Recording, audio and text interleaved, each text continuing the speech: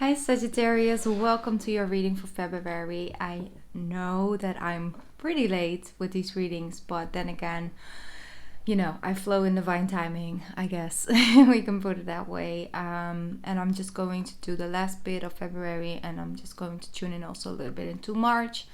Whenever this reading fine-tunes divine timing for you.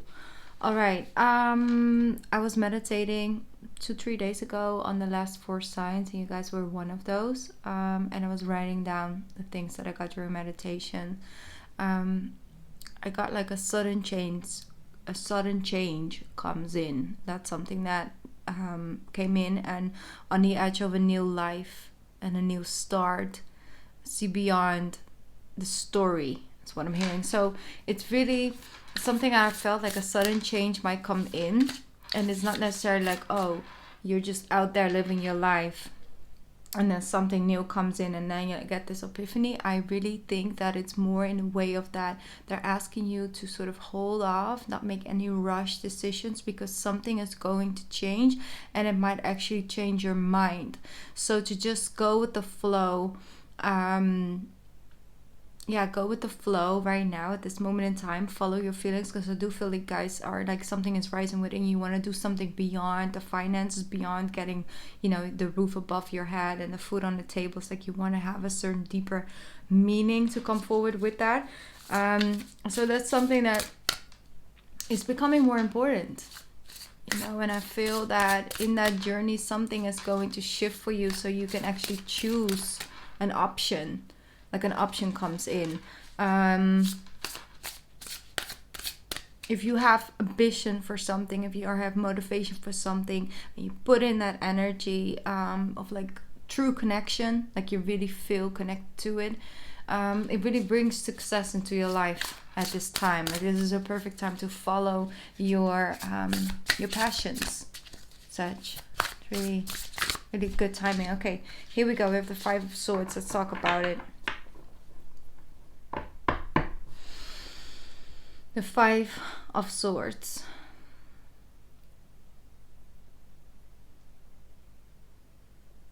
I'm hearing let's play the blame game, the mind game, the blame game. You know, there's many reasons why, and certain things haven't happened yet, or you want to maybe point the finger, or people are pointing the fingers at you. But what is important for you to understand that your mindset and your belief system is important to shift before certain things come in. And I feel like you're giving up on going back and forth, wanting to win a battle instead of the war, you know, wanting to just send out peace.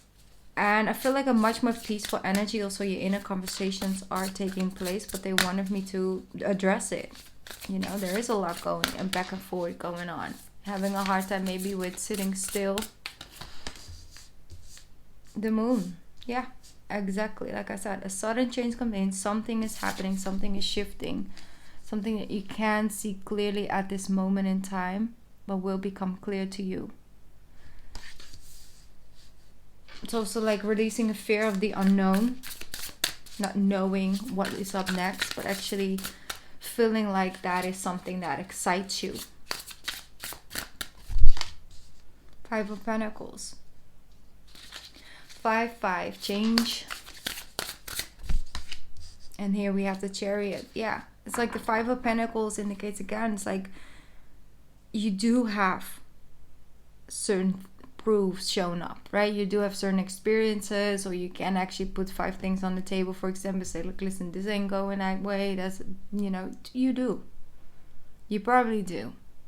But that's not the mentality, that's not the belief system that's really truly within you. That's an adaptive one that is based on a past experiences, based on unresolving certain issues with, you know, your own self-esteem, or the way you take care and nurture yourself. So a level of self-care, and with that self-worth and value.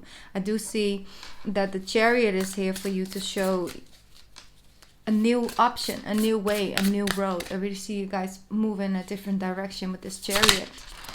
Here we go. The Hierophant, yes. That spiritual leader that you are meant to be. It doesn't have to be spiritual like me sitting here reading the cards. It could be in a different way. But it is connected to your higher self. And it doesn't mean you have to vibe with astrology or tarot or anything like that. It's like your authentic truths, things you believe in, things you hold at a high regard. So it's like literally awakening something within you, unleashing yourself, exactly with the High Priestess. It's downloading that information, getting a much more clearer view on the possibilities, the options, forward movement, and taking your seat, taking the throne. You see the Hierophant and High Priestess. That's a beautiful combination. It's the masculine and the feminine, the physical and the, untouchable energy. It's both. It's balanced. That's what I'm hearing.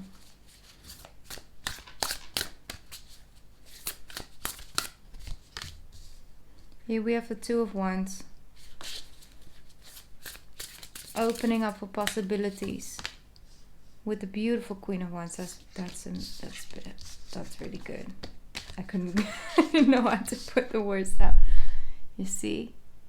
It's enjoying the little parts of life. It's seeing the open doors instead of the closed ones. It's giving yourself space and time to come up with a new strategy or to embrace the new and letting go of the old.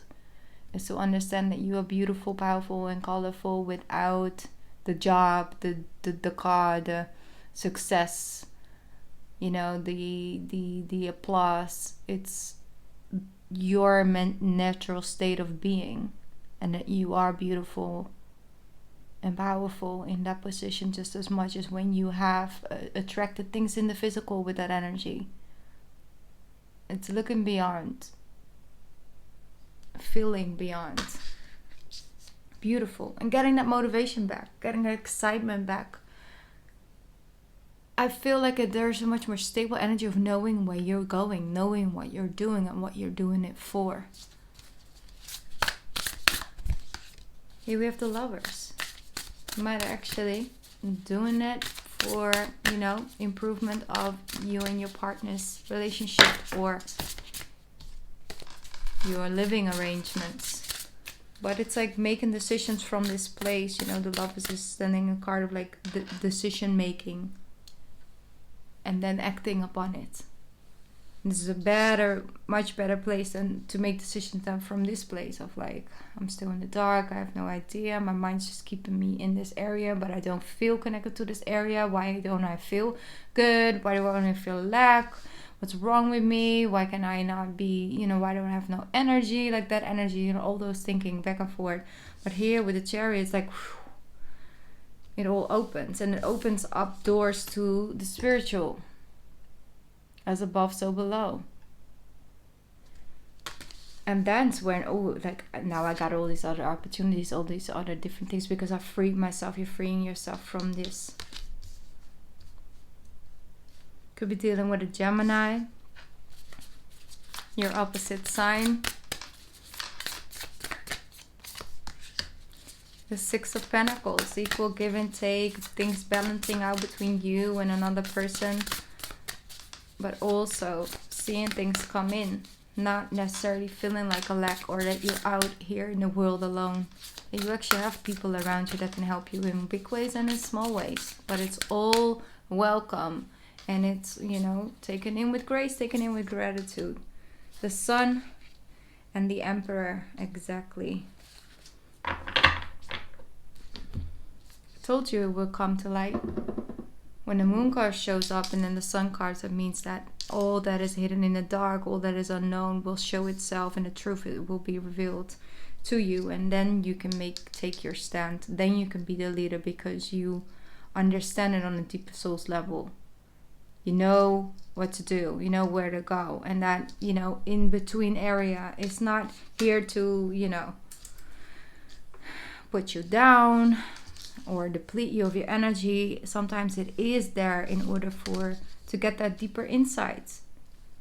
For some of you, you are stepping in towards a leader, whether it's spiritual or not, or someone who has been in a certain business that you might be interested in, to just gain that knowledge and wisdom and see if that is in alignment with you by just stepping out there and observing it. You know, if you're entering a country, you can go there to live there, but you can also just go for a holiday, you know, and explore. Nine of Swords.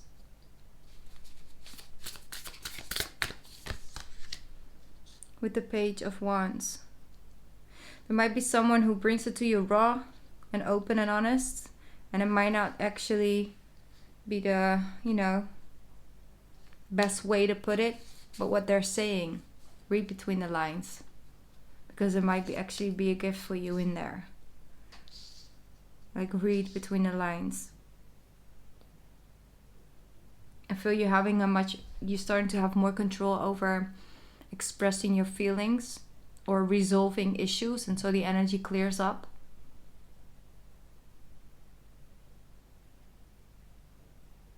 It's like almost entering a gateway, and then you have a person standing there. It's like, give me the password, Sag. What's the password? You know. And then you're like, you know what? I got the password. And then you got to this point, you see, with the Page of Wands. There's energy flowing again.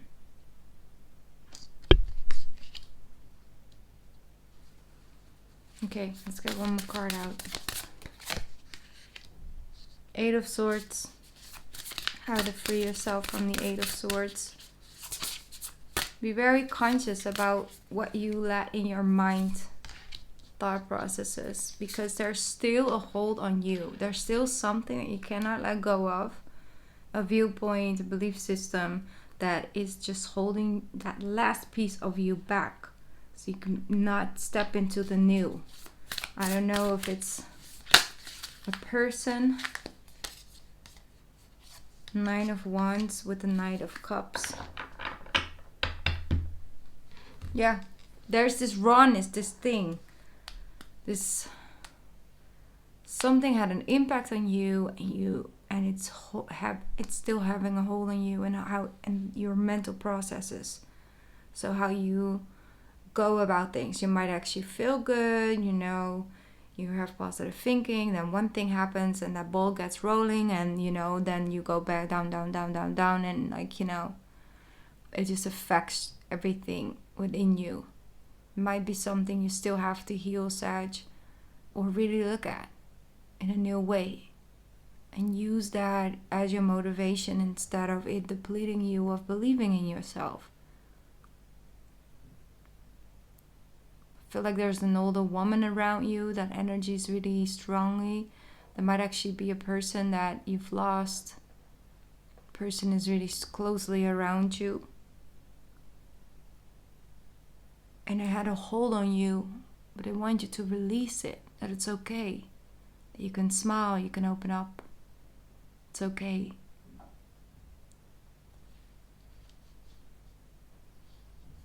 They want you to follow your heart, they want you to follow your bliss, Sag. Your spirit guides, but also the people who have passed on and are still surrounding you, because you got a lot. Definitely feminine energy. I want you to be happy. I want you to let go of the feeling you have to filter it, or that you have to protect yourself, that you're not completely can open up towards new love or love in general. You know, love is not always romantic. It's love. It's like you live by love. You're not questioning people's intentions the first time they met you, that you met them. You just are, you know, opening up and just sharing and experiencing and asking and, you know, getting to know people and listen to their story and things like that. It's sometimes things happen to us and it sort of splits. It almost like people say, like, you know, that broke my heart, but sometimes you feel like it scatters your soul. It's almost like your soul gets, you know, ripped. Like it's just like a piece of your soul is missing. Some things in life can do that to you, and it's a journey back to healing. It's not about you know, oh, you're healed, you're full, and then a piece gets taken away, you need to heal, and then you're good again, and you're at the same point that you started. No, it's about the journey back to healing. How, if you can learn how to heal yourself, if you know that, if you've learned that through life, then nothing can truly scare you anymore. Because you know that as long as you got yourself, and as long as you have your breathing lungs and your beating heart, that you are capable of healing. And in every healing journey, you find another gift, and you find another level of wisdom. So you gain something. But if you don't have to, you know, go through something that hurts you because you're opened up, you might actually experience the complete opposite. And still receive a gift. And still gain something. So stopping yourself and filtering your life and not really taking a leap of faith on yourself or on love or letting people come close, in the end of the day, is standing still. That doesn't mean you have to jump into it each and every day or each and every moment. You can grow towards feeling fine, you know, feeling open towards that and feeling safe in that. But you cannot just put it in the closet and be like, okay, this is what I am right now. I'm going to leave my feelings and things out of it when I walk into the world. Walk with love. Walk with an open heart, because you guys have such beautiful, powerful energy when you just live by heart and soul. But just you being here already shifts the frequency. So know that regardless of how successful you see yourself, you already are successful. Okay, I'm going to pick up a extra oracle card. Let's see what your additional message is, Sag. Here we go. Soul family, calling your tribe. You don't have to do it alone. You do not have to do it alone. Let's see. Where is that card? Soul family. Here we go. 80.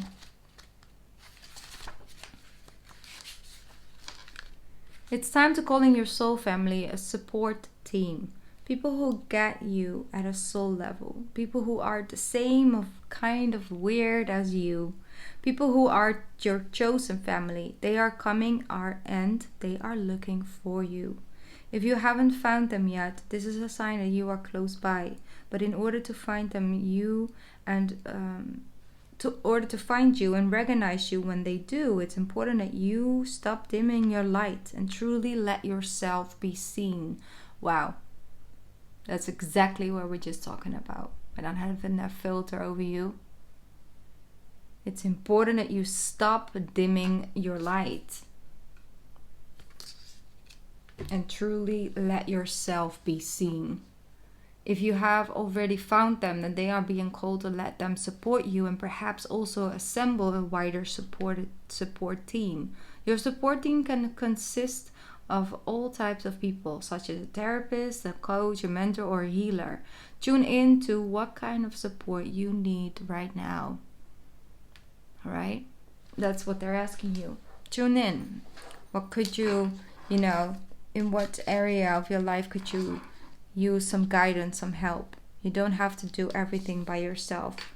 The people are not going to do the work for you, Sag. You'll be the one doing the work, but sometimes you need the tools in order to do it. And people are more than willing and eager to hand you over those tools if you ask them. And sometimes that's the beginning, and that is actually the key. But not feeling like you have to do everything by yourself, because that's also a sign of weakness. Because there's true strength in vulnerability, being honest with yourself, and with that honest to other people, and then shining your light. Not the one that we make up, and we want to. It's the true, the honest, authentic. And if you have things that you need to heal from, then that will show itself as well. Yes, and that's being vulnerable. So, beautiful things are coming towards you, Sag. There's a lot of inner work to do, but Pisces will definitely help you out with that, so you can get back to your happy self. Okay? I love you so much, Sag. Thank you for tuning in. I'll be back soon on my channel. I was doing extended readings for the signs, actually, But because I'm already so late with these ones, I'm not gonna put an extended on these last 4 readings on Patreon, but I will put something else on there if you are part of the Patreon family. Okay, I love you so much. Bye.